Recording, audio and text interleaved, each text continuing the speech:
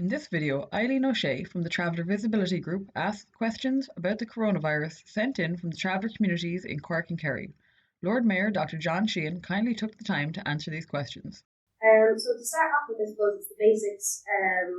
What are the signs of COVID-19 or the coronavirus? How is it spread? And who is at most at risk? Well, coronavirus, COVID-19, it's a viral infection that really first reared its head in January in China and subsequently has spread throughout the world. And it's mainly spread by droplets, so spread by coughing and also close contact. And so you would need to be within a metre of someone for approximately 15 minutes to pick it up, but it also can remain on surfaces for approximately an hour to 2 hours. And it's mainly spread by coughing when someone is unwell. And the main symptoms would be temperature, muscle pains, kind of like flu-like symptoms really. But the big difference is that a lot of people would get a dry cough and shortness of breath with it. And so far there's been approximately about 40 cases in Ireland, although we expect that to increase over the next few days. And what should we do to avoid getting or spreading the virus? Well, the main thing, to be honest with you, are the simple measures: hand washing, sanitation, and coughing into your elbow. If you use a tissue, dispose of it straight away, not to reuse it. But also then to be aware, recently announced now try to avoid big gatherings of people, because obviously when there's a big gathering, that increases the risk of spread. So they're trying to encourage gatherings of more than 500 people outside and 100 people inside, because it's spread from person to person. That's the main risk of transmission. Okay. And you mentioned that symptoms, coughing is one. Are there any other kind of key symptoms that we should look out for? And shortness of breath seems to be quite a peculiar feature of it, more so than you normally have, say, with a regular flu. And one of the things people often notice with a regular flu is you get a very high temperature and quite quickly. With this, you don't seem to. You can get a low-grade temperature, but not this big spiking temperature that you often get with the flu. The flu tends to hit people very quickly, as if they're sort of hit with a steamroller. This tends to come on a bit slower. So that's some of the challenges with it. Sometimes it takes a few days before it presents itself. Okay. And that's kind of answers the next question, which is like, what's the difference between a cold, the flu, and the coronavirus? Yeah. The cold will be fairly just a runny nose and a cough and things. Flu, you really feel you're just absolutely wrecked. You have to go to bed, and you feel as if you just ran out of steam, and you'd be shivering. You just would feel really, really awful.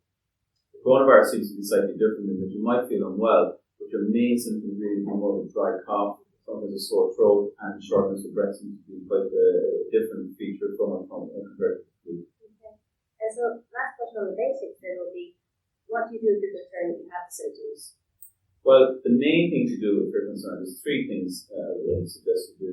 And there's a helpline number, HSE helpline number, and also you could phone your own GP. But one of the messages that they're asking people not to do is present to A&E or to their own doctor, because what we don't want to do is people will potentially have the coronavirus and present the accident and emergency or to the GP, because that causes lots of problems then in terms of seeing other patients or potentially spread to other patients. So ring ahead and talk to people first. That's the big message. So a couple of other questions have come in around protocols and what to expect if you get sick.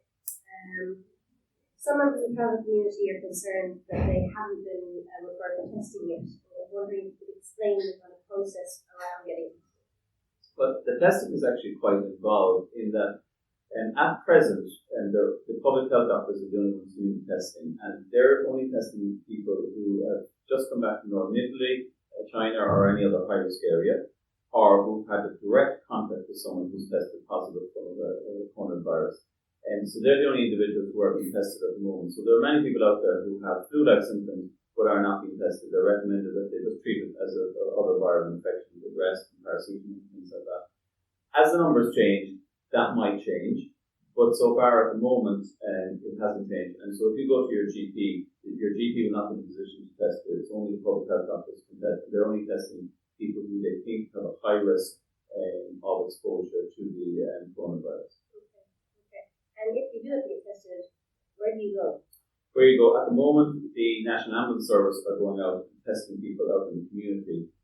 However, as the number of tests are increasing, they're opening test centres in the grounds of the old orthopedic hospital in St. Mary's Health Campus, and probably in Matin as well. Now, these aren't walk-in test centres or anything like that, but they will be a facility. If they have to test, they could arrange for someone to be tested there.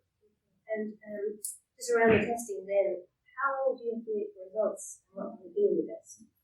The test comprises, it's a nasal swab, so basically they stick, it's like a cotton bud into the nose, and they have to put it far in. Usually people often sneeze or cough when they get the test done, and for that reason the tester has to be all gonged up and masked and everything doing the test. The test takes then about 48 hours to come back, whether it's positive or negative. And that's one of the other big factors is the test will only be positive if someone has lots of symptoms. If someone has very few symptoms or has just been exposed to coronavirus, the test will usually come back negative at that stage. So there's no real benefit to testing someone in the early stages of the disease.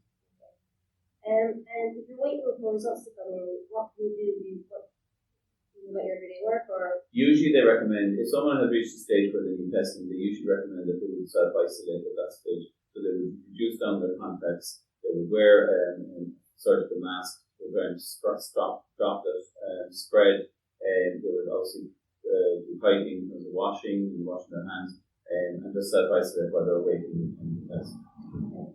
And last question then on this is, if someone on the site or someone at home gets the virus, should everyone get tested? What they recommend is only close contacts. So if someone is on the site and someone develops the infection, everyone on site doesn't have to be tested. It's only really close family contacts. And really there's no point in testing many people who have no symptoms because the test will just be negative. And so there's no real benefit in doing tests in that situation. So what they recommend then is everyone be aware of the risks, everyone look out for the symptoms, and if they develop symptoms, then they need to be tested. So next couple of questions are around the health risks. Who is most at risk of the health complications because they have coronavirus? And the people most at risk are a lot of people who would normally be vulnerable to things like the flu anyway. These are people with chronic respiratory conditions, the elderly, people who have chronic heart disease and diabetes. And one of the surprising features of this the coronavirus infection is it doesn't seem to affect children very much. And when normal other viral infections do, this doesn't seem to be affecting children. It's mainly adults and it's mainly elderly people who have been affected. And we've very little data on people who are pregnant and how it affects them. But so far, it doesn't seem to have a major impact on people who are pregnant. But again, we don't have much data on that because it's only different. Okay. Actually, you mentioned children there. One of the questions from the community is if a child has asthma, for example, or lung issues, would they be more at risk? They would be slightly more at risk, but because it doesn't seem to be affecting children very much, chances are it will be the organ infections that children get before all this happened, and that's what they're probably most at risk of more than anything else. So many of the travel community in Cork would fall under the risk category due to underlying health issues, such as heart and respiratory problems and diabetes. What can be done to assist people who have these illnesses?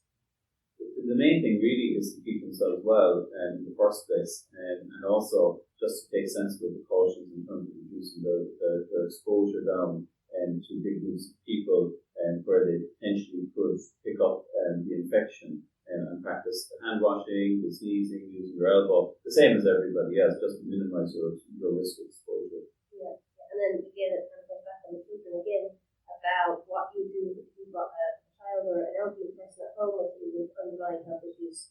How can you best protect them? You best protect them by reducing your own risk, is the honest answer. So, what you often find in this situation is people just tend to reduce down their activities anyway and reduce down their exposure risk. So that's why a lot of the meetings and schools and things like that are being cancelled at the moment, because what we're trying to do is reduce down the spread of the virus. And anyone who's vulnerable at home, you just take precautions in terms of visiting them, visitors, make sure all their hands are washed and things like that. Thanks very much. So, some questions on isolation. What does self-isolation and quarantine mean?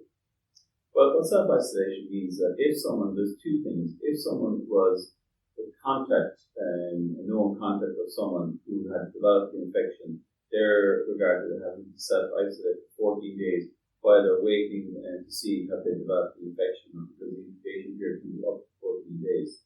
So if they have no symptoms, then they're okay. And quarantine means if someone is tested positive for the infection, then obviously they're at risk of spreading it to other individuals. So they need to take much more strenuous precautions in terms of an infection. So they have to reduce down their exposure to other people, wear a face mask, do hand washing, and try to minimize their contact. That can be difficult sometimes if you're a mother with children, and sometimes you may have to interact with your children.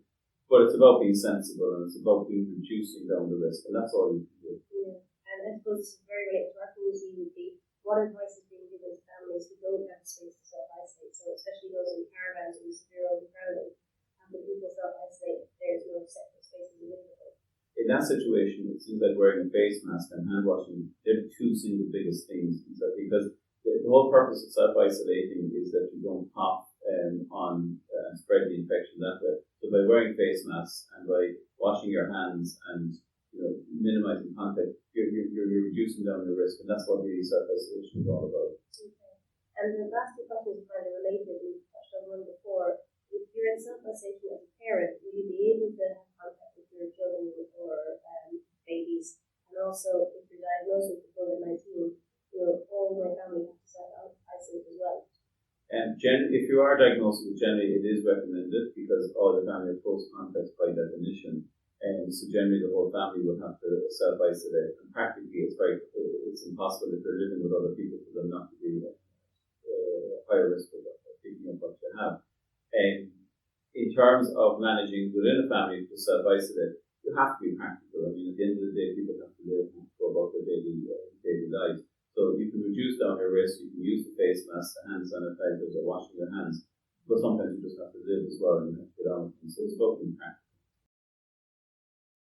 So the next questions we have are on access to water, sanitization, and sanitizer. So what do you do if you have limited access to hand washing facilities or running water? For example, no warm water, or having to use neighbours' facilities for access to water, or no running water at all. The big thing about this is avoiding coughing and hand washing. And so there's sanitizers and there's soap and there's water, and it doesn't actually matter. All work equally well, and it doesn't have to be hot water, cold water works just as well.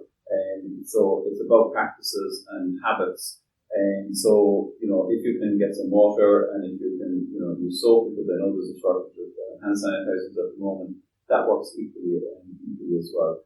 But obviously not for everyone to use the same water. If you try to use different, when you wash your hands differently, you use the different water, because otherwise it just spread.